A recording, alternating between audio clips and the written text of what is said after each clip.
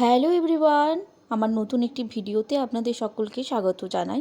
আজ আমি আপনাদের সাথে শেয়ার করব কিভাবে সুস্বাদু উপায়ে বাড়িতেই আপনারা মোগলাই পরোটা বানিয়ে নেবেন। আমি এখানে বেশ কিছুটা পরিমাণ ময়দা নিয়ে নিয়েছি, আর একটু বেশি করেই ময়ন দেব যাতে মুচমুচে ভাবটা আসে।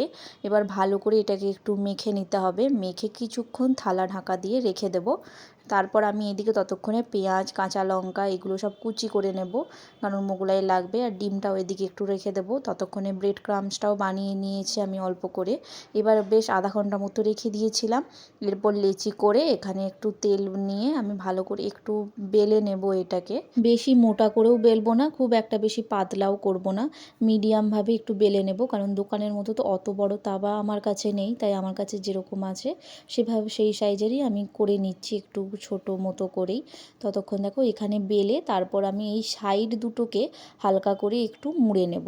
সাইড দুটো মুড়ে ততক্ষণ আমি ওইদিকে যে ডিমের মধ্যে একটু ব্রেড ক্রাম্বস দিয়ে ভালোভাবে ডিমটা ফাটিয়ে নিলাম।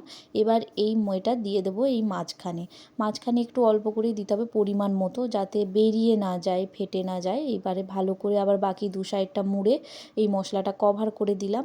দিয়ে কড়াইতে তেল গরম হয়ে গেলে এটা অল্প মিডিয়াম আছে ভালোভাবে এপিট ওপিট করে একটু ভেজে নেব, যাতে ভিতরটাও হয়ে যায়। এই দেখুন কি সুন্দর হয়ে গেছে তৈরি, দোকানের মতো মুচমুচে মোগলাই পরোটা। ভিডিওটা ভালো লাগলে একটা লাইক করে দেবেন।